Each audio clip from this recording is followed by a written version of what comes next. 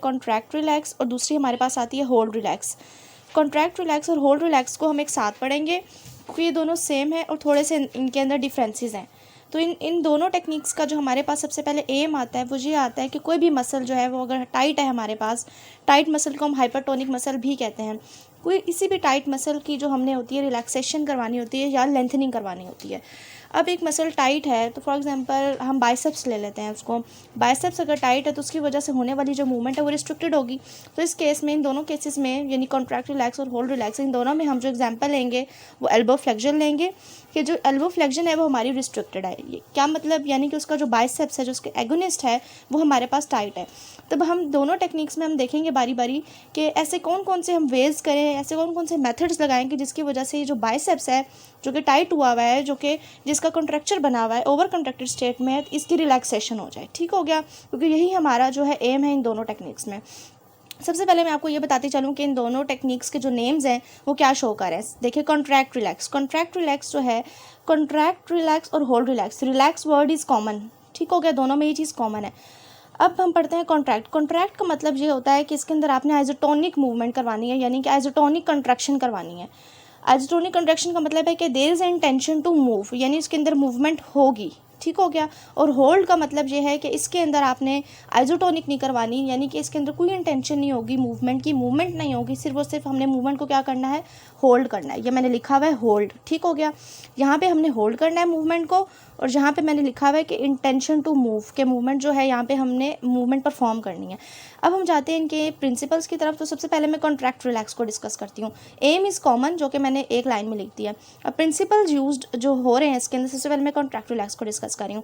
उसके अंदर जो हमारा प्रिंसिपल यूज़ होता है वो रेसिप्रोकल इनहिबिशन का जो है फिनोमिना वो यूज़ होता है। रेसिप्रोकल इनहिबिशन के अंदर ये होता है कि अब ये हम टेक्निक्स के लिए जो हम यूज़ कर रहे हैं प्रिंसिपल्स, उनका मकसद यही है कि हमने जो हमारा बाइसेप्स है उसकी रिलैक्सेशन करवानी है, यानी कि बाइसेप्स हमारा टाइट है उसकी रिलैक्सेशन करवानी है।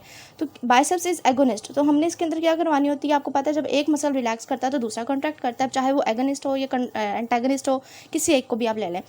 इस तकनीक के अंदर, रेसिप्रोकल इनहिबिशन के अंदर, हमने एंटागनिस्ट, ये मैंने एंटागनिस्ट लिखा हुआ है, एंटागनिस्ट की आपने कॉन्ट्रैक्शन करवानी है, यानी कि ट्राइसेप्स की आपने कॉन्ट्रैक्शन करवानी है। ट्राइसेप्स की कॉन्ट्रैक्शन करवानी है तो क्या होगा, जिसकी वजह से अब एक मसल ट्राइसेप्स अगर कॉन्ट्रैक्ट कर रहा है तो बाइसेप्स जो है वो क्या कर जाएगा, रिलैक्स। तो एगोनिस्ट हमारे पास क्या कर गया, रिलैक्स।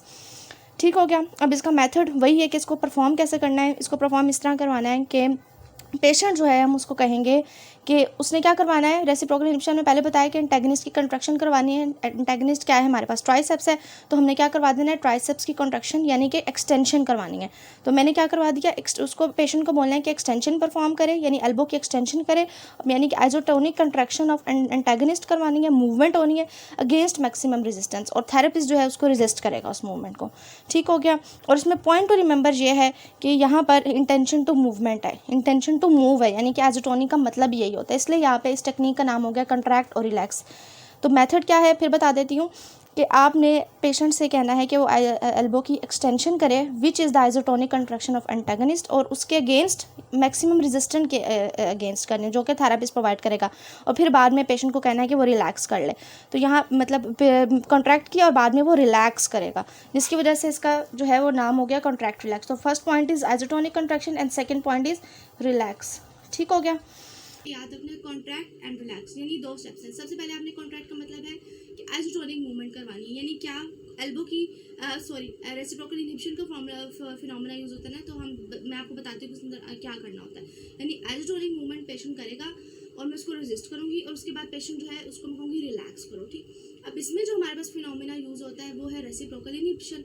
ठीक हो गया। उसके अंदर क्या होता है, सबसे पहली बात आपने कॉन्ट्रैक्ट रिलैक्स और होल्ड रिलैक्स, जो कि मैं अगली वीडियो में बताऊंगी, आपने याद रखना है कि दोनों का जो एम है वो ये है कि हमारी जो पेशेंट है उसके एल्बो की फ्लेक्शन की रेंज जो है वो लिमिटेड है। ठीक हो गया, फुल रेंज नहीं है, जिसकी और वो क्यों है, क्योंकि उसका जो बाइसेप्स मसल है वो टाइट हुआ है। यानी पेशेंट से मैं कहूँगी कि अपनी एल्बो की फ्लेक्शन परफॉर्म करे तो उसकी देखिए अब लिमिट होगी, अपना हाथ जो है कंधे की तरफ लेके जाए, जितना लेके जा सकते हैं, ठीक, वो इतना लेके जा सकता है, ठीक, इससे ज़्यादा नहीं लेके जा सकता। ठीक, तो अब क्या करना है, मुझे ये करना है कि वो फुल रेंज परफॉर्म करे। तो दोनों में मेरा एम ये होगा कि जो बाइसेप्स मसल है वो रिलैक्स हो, ये टाइट हुआ है जिसकी वजह से फुल रेंज नहीं हो रही परफॉर्म। उसको रिलैक्स करने के लिए मेरे पास जो कॉन्ट्रैक्ट रिलैक्स टेक्निक में जो फिनोमेना यूज होता है वो है रेसिप्रोकल इनहिबिशन। यानी क्या मतलब, उसके अंदर जो मूवमेंट हम मेजर जिसके ऊपर फोकस करें, उसकी जो एंटेगनिस्टिक मूवमेंट है, यानी कि जी एल्बो की एक्सटेंशन है, या आप यूँ कह लें जो एगनिस्ट है उसका एंटेगनिस्ट हम ले रहे हैं इसके अंदर ट्राइसेप्स, हमने उसकी कॉन्ट्रैक्शन करवानी है।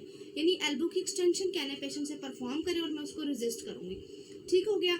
अब देखिए मैं उसको कमांड दे रही हूँ। अब एल्बो की एक्सटेंशन जब पेशेंट परफॉर्म करेगा और मैं उसको रेजिस्ट करूँगी तो क्या होगा कि बाइसेप्स रिलैक्स हो जाएगा। ठीक, अच्छा, उसके बाद मैंने उसको रिलैक्स करवाना है, फिर हम देखेंगे कि एल्बो की जो फ्लेक्शन है उसकी रेंज बड़ी हुई होगी। ठीक, अच्छा, पहले आप अपना बाजू जो है कंधे की तरफ लेके जाएं जितना चाहता है, पेशेंट इतना लेके जा सकता है। ठीक हो गया।